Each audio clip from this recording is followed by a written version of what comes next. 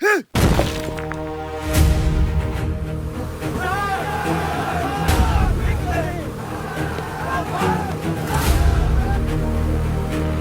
साहब, पूरी 1 करोड़ शहद की मक्खी है, पूरे गांव को अलग करके रखने की अगर ना भागे तो। पूरे 1 महीने से इस शहद की मक्खी को भूखा रखा है। ये गांव वालों को नोच खाएगी। इससे पहले ये हमारे ऊपर आए। बैठ गाड़ी में। हाँ, चले चले।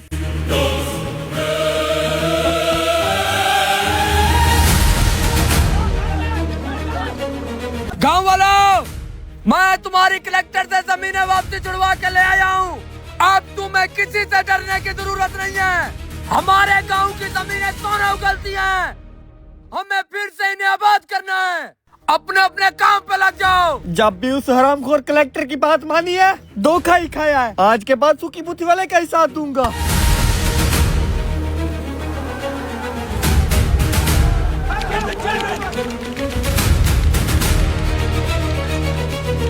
ये इतनी ज्यादा शहद की मक्खियाँ कहाँ से आ गई?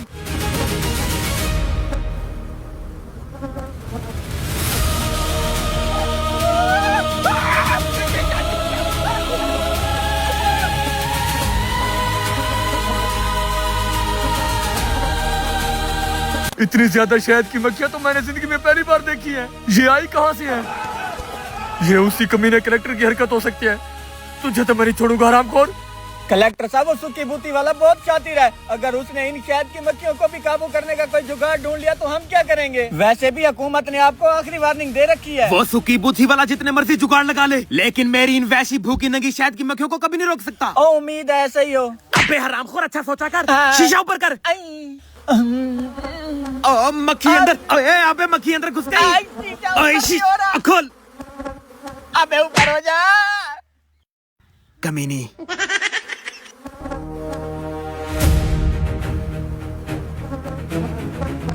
गांव वालों, ये मक्खियाँ तुम्हें खा जाएगी। भागो।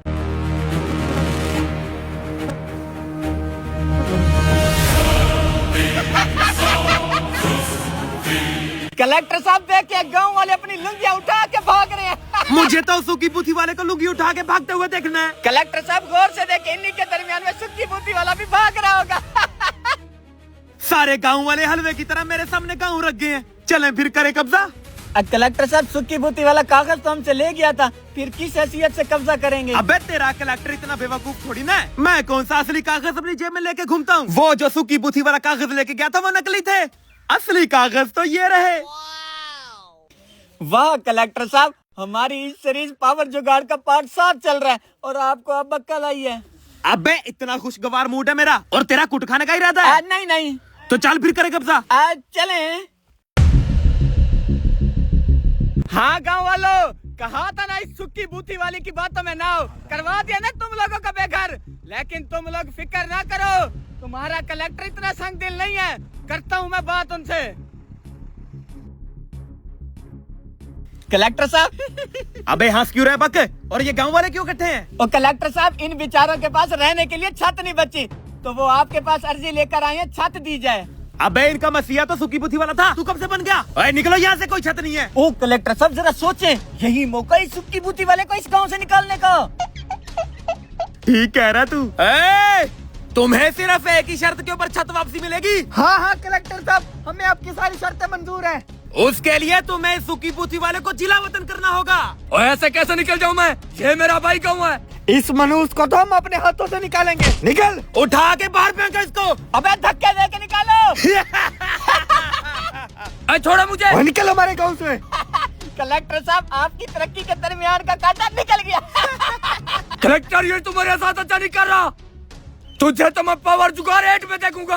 ओए हाँ हाँ, देख लूंगा तुझे मैं। निकल।